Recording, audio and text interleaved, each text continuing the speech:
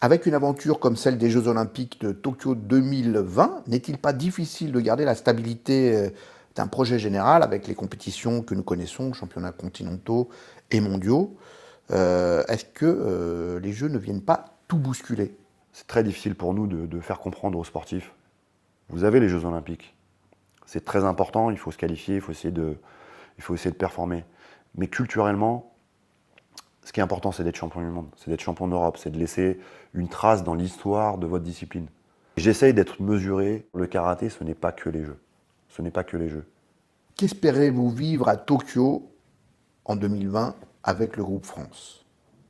Bah déjà une belle aventure. Déjà une belle aventure. Euh, on a toujours vécu, avant tout, on se souvient de l'aventure humaine. Et on espère vivre la même chose à Tokyo, avec un format différent. Donc voilà, c'est un challenge qui est très important, c'est un challenge qui est très excitant. On espère le vivre à fond. Après, les souvenirs sont bons quand il y a la performance avec. Ce qu'on retient, c'est qu'on a passé un bon moment et en plus on a gagné. Donc on espère faire des médailles, gagner des titres, laisser notre empreinte sur ces jeux. Et puis il y a aussi quelque chose d'emblématique, c'est de participer aux Jeux Olympiques, au Budokan, à Tokyo, au pays du karaté. Voilà, il y a plein d'images qui sont importantes et on veut vraiment profiter de ce moment et briller. Voilà. Pour le karaté français, que faudra-t-il faire au retour de Tokyo? Je pense que c'est un tournant. C'est un tournant les Jeux, parce que derrière on ne sait pas ce qui va se passer par rapport à 2024. Euh, Ça a amené le karaté à changer, à se moderniser davantage voilà, sur la réglementation. Voilà, je pense que la discipline va se professionnaliser aussi, doit se professionnaliser, parce que il y a peut-être plus les jeux, mais par contre c'est une belle discipline. C'est une discipline qui est spectaculaire, qui peut être spectaculaire. Et en fait, il faut mettre en lumière les belles choses de cette discipline. Et je pense que voilà, l'après Tokyo, c'est ça. Que reste-t-il à vivre au karaté français?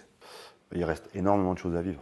Énormément de choses à vivre. Et déjà, Dubaï, les prochains championnats du monde, c'est une étape très importante du parcours d'un karatéka de l'équipe de France. Un championnat du monde, c'est tous les 2 ans. Des champions du monde français, il n'y en a pas des tonnes. Il faut pouvoir continuer à chercher à imprimer son nom au palmarès français, dans le livre d'or du karaté français.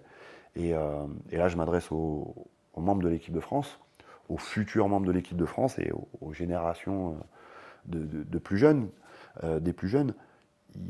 Il faut chercher à évoluer avec notre discipline. Je pense que notre discipline va beaucoup évoluer après les Jeux.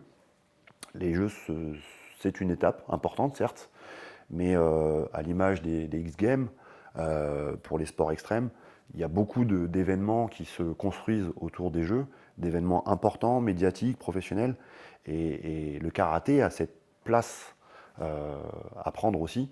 Et je pense que les plus jeunes ont la chance de pouvoir évoluer avec la discipline. Donc il y a énormément de choses à faire et je pense qu'on se souvient de grands champions de notre discipline comme Dominique Valera. Il n'a pas participé au jeu, pourtant 20 ans, 30 ans après, on parle de lui comme un grand champion de la discipline. Donc voilà, moi j'espère que dans 20 ans, 30 ans, on parlera des plus jeunes champions du monde à Dubaï et sur les prochaines échéances qui vont se construire pour notre belle discipline.